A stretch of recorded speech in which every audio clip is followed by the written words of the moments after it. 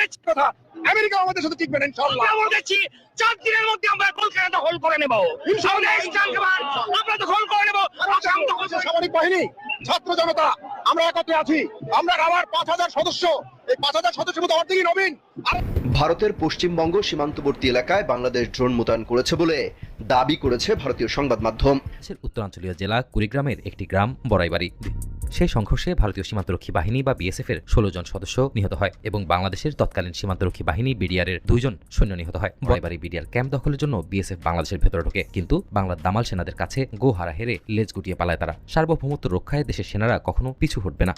এবার বাংলাদেশ এবং ভারতের চরম উত্তেজনা চলছে, যে কোনো মুহূর্তে যুদ্ধের ডাক আসবে হুঙ্কার দিচ্ছে এবং ভারতের সীমান্তে বাংলাদেশের ড্রোন ওড়াচ্ছে।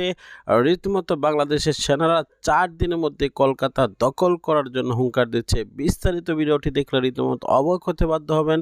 বাংলাদেশের বিজিবির গলিতে বিএসএফ ভারতীয় সেনারা পলায়ন করছে। ভারতের পশ্চিমবঙ্গ সীমান্তবর্তী এলাকায় বাংলাদেশ ড্রোন মোতায়েন করেছে বলে দাবি করেছে ভারতীয় সংবাদ মাধ্যম।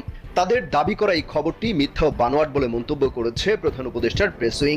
শনিবার দুপুরে প্রধান উপদেষ্টার প্রেস উইং এর ভেরিফাইড ফেসবুক পেজ থেকে একটি পোস্ট দিয়ে এই তথ্য জানানো হয়। পোস্টে বলা হয়েছে, সীমান্তের ড্রোন মোতায়েনের খবরটি ভুয়া ও বানোয়াট।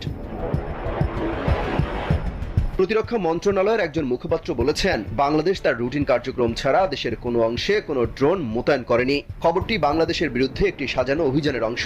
এর আগে পশ্চিমবঙ্গ সীমান্তবর্তী এলাকায় বাংলাদেশ ড্রোন মোতায়েন করেছে বলে দাবি করে প্রতিবেদন প্রকাশ করে ভারতীয় সংবাদ মাধ্যম India today. Double million offer, Walton fridge কিনে পেতে পারেন 20 লক্ষ টাকা, রয়েছে কোটি কোটি টাকার নিশ্চিত উপহার। তাদের প্রতিবেদনে বলা হয়, ভারতের পশ্চিমবঙ্গ সীমান্তবর্তী এলাকায় তুরস্কের তৈরি অত্যাধুনিক বায়াক্তার TB2 ড্রোন মোতায়েন করেছে বাংলাদেশ। ধারণা করা হচ্ছে, ভারতের সঙ্গে সম্পর্কের উত্তেজনা বৃদ্ধি পাওয়ার পর এই ধরনের পদক্ষেপ নেওয়া হয়েছে। আরো বলা হয়, মূলত এই ধরনের ড্রোনগুলো নজরদারি এবং নির্ভুল আঘাত হানার সক্ষমতার জন্য পরিচালনা করা হয়, কিন্তু বাংলাদেশ এই মুহূর্তে ড্রোন মোতায়েনের মতো কোনো সিদ্ধান্ত নেয়নি বলে সাফ জানিয়ে দেওয়া হয়েছে। সেই সংঘর্ষে ভারতীয় সীমান্তরক্ষী বাহিনী বা বিএসএফ এর 16 জন সদস্য নিহত হয় এবং বাংলাদেশের তৎকালীন সীমান্তরক্ষী বাহিনী বিডিআর এর 2 জন সৈন্য নিহত হয়। বড়াইবাড়ি গ্রামে সীমান্তের অপর পাশে ভারতের আসাম রাজ্যের সীমান্ত। ভোর 5টা থেকে 11টা পর্যন্ত বড়াইবাড়ি গ্রামে বিভীষিকা মুহূর্ত ছিল। দুপক্ষের মধ্যে প্রচণ্ড গোলাগুলি হয়। প্রত্যক্ষদর্শীরা জানায়, কয়েকশো বিএসএফ সদস্য বাংলাদেশের ভেতরে প্রবেশ করেছিল সেদিন। 19 এপ্রিল রাতে শুরু হলো। প্রত্যক্ষদর্শীদের বর্ণনা মতে বড়াইবাড়ি বিডিআর ক্যাম্পের 8 জন সদস্য প্রচণ্ড মনোবল এবং সাহস নিয়ে প্রথম 4 ঘন্টা লড়াই চালিয়ে গেছেন। এর মধ্যে আশপাশের আরও 2টি বিডিআর ক্যাম্প থেকে আরও 20 জন সদস্য বড়াইবাড়িতে আসেন। তারা গ্রামের বিভিন্ন জায়গায় অবস্থান নিয়ে বিএসএফকে প্রতিহত করে। বড়াইবাড়িতে যখন তীব্র সংঘর্ষ চলছে, তখন ঢাকায় তৎকালীন বিডিআর সদর দপ্তরের নির্দেশনায় জামালপুর এবং ময়মনসিংহ থেকে আরও বিডিআর সদস্য পাঠানো হয় কুড়িগ্রামের বড়াইবাড়িতে। ময়মনসিংহ এবং জামালপুর থেকে সকাল 10:30 নাগাদ বিডিআর সদস্যরা বড়াইবাড়িতে গিয়ে পৌঁছান। এরপর কিছুক্ষণ বিরতি দিয়ে আবারও শুরু হয় গোলাগুলি। এভাবে 18 এপ্রিল সারাদিন এবং রাত গড়িয়ে 19 এপ্রিল রাত পর্যন্ত থেমে থেমে গোলাগুলি চলে। বড়াইবাড়ির সংঘাতে 16 জন বিএসএফ সদস্যের মৃতদেহ পাওয়া যায় বাংলাদেশের সীমান্তের ভেতরে। স্থানীয় বাসিন্দা এবং তৎকালীন বিডিআর সদস্যদের দাবি ছিল, সেই ঘটনায় বিএসএফ এর আরও বেশি সৈন্য মারা গেলেও অনেকের মৃতদেহ তারা ভারতে নিয়ে গেছে। তবে যে 16 জন সৈন্যের মৃতদেহ নিতে পারেনি, সেগুলো বাংলাদেশের সীমান্তের ভেতরে ধান খেতে পাওয়া যায়। বিডিআরের তৎকালীন মহাপরিচালক মেজর জেনারেল অবসরপ্রাপ্ত ফজলুর রহমান 2012 সালে বিবিসি বাংলাকে দেয়া এক সাক্ষাৎকারে বলেন, ঘটনার সূত্রপাত হয়েছিল সিলেটের পদুয়াতে। সেখানে বাংলাদেশের সীমান্তের ভেতরে ভারতের বিএসএফ একটি ক্যাম্প করে দীর্ঘদিন সে জায়গা দখল করে আছে। 2001 সালের প্রথম দিকে ভারতের বিএসএফ তাদের পাশের আরেকটি ক্যাম্পের সাথে সংযোগ সড়ক নির্মাণ শুরু করে বাংলাদেশের সীমান্তের ভেতর দিয়ে। এই রাস্তা নির্মাণ নিয়ে বিডিআরের আপত্তি ভারতের বিএসএফ আমলে নেয়নি। এমন অবস্থায় বিডিআরের সেই এলাকায় তাদের একটি অস্থায়ী অপারেশনাল ক্যাম্প স্থাপনের সিদ্ধান্ত নেয়। এ সময় বিএসএফ সেখানে 6টি গুলি ফায়ার করে। এরপর তারা প্রায় 70 জনের মতো বিডিআর কাছে সারেন্ডার করে। পরে বিডিআর পদুয়ার দখল পুনরায় নিজেদের করে নেয়। তিনি বলেন, পদুয়ার ঘটনার জের ধরে কুড়িগ্রামের রৌমারী সীমান্তের বড়াইবাড়ি বিডিআর ক্যাম্প দখলের জন্য বিএসএফ বাংলাদেশের ভেতরে ঢোকে, কিন্তু বাংলার দামাল সেনাদের কাছে গোহারা হেরে লেজ গুটিয়ে পালায় তারা। সার্বভৌমত্ব রক্ষায় দেশের সেনারা কখনো পিছু হটবে না। বর্তমানে বাংলাদেশ সেনাবাহিনী অনেক বেশি আধুনিক, সাথে রয়েছে জীবন উৎসর্গ করার প্রেরণা। ভারত যদি আবারও বাংলাদেশের সার্বভৌমত্ব বিনষ্ট করার চেষ্টা করে, তবে তারা হারাতে পারে তাদের সার্বভৌমত্ব ও 7 সিস্টার সহ গোটা পশ্চিমবঙ্গ। অন্যদিকে ভারতের প্রতিবেশী দেশ চীন, পাকিস্তানও সুযোগের সন্ধানে আছে, কখন তারা ভারতকে ছিঁড়ে খাবার সুযোগ পায়। সীমান্তে আসলে কি ঘটছে? আমরা কি ভারতীয় মিডিয়াকে বিশ্বাস করব নাকি আমাদের দেশের গণমাধ্যমকে? তবে আপনার সিস্টেম বলছে আর কি, সিস্টেম বলতে যেটা বোঝাচ্ছি, যখন এই ধরনের ঘটনা ঘটে আর বিষয়টা যদি গোপনীয় হয়, তখন ওই দেশের মিডিয়া বিষয়টাকে হাইড করে।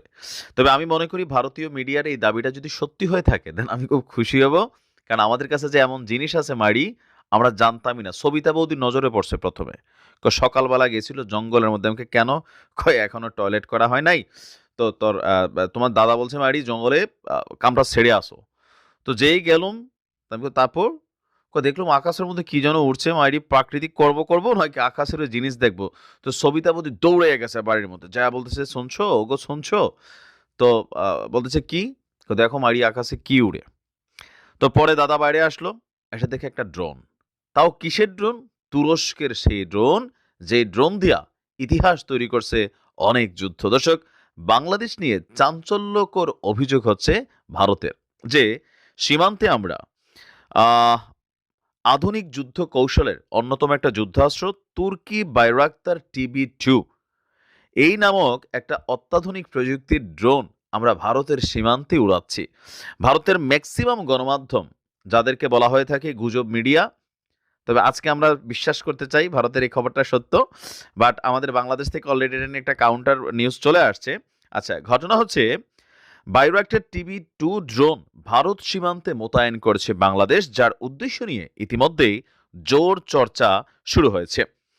দর্শক, আমরা যদি দেখি এটা সম্পর্কে ভারতীয় মিডিয়া প্রথমে হচ্ছে কি আপনার বাইরাক্টার TB2 এর টোটালি একটা পোস্টমর্টেম রিপোর্ট আনছে আর কি, মানে এটা দিয়ে কি করা যায়। আর্মেনিয়া এবং আজারবাইজানের মধ্যে একটা যুদ্ধ হয়েছিল, যারা আমার নিয়মিত যুদ্ধ নিউজগুলো দেখেন নিশ্চয়ই আপনাদের খেয়াল থাকার কথা। তো যা ইতিহাসে নাগার্নো কারাবাখ যুদ্ধ নামে পরিচিত। আর্মেনিয়ার হাতে সেই আমলে ছিল রুশ T-20 ট্যাঙ্ক, ক্ষেপণাস্ত্র এবং রকেট। তা সত্ত্বেও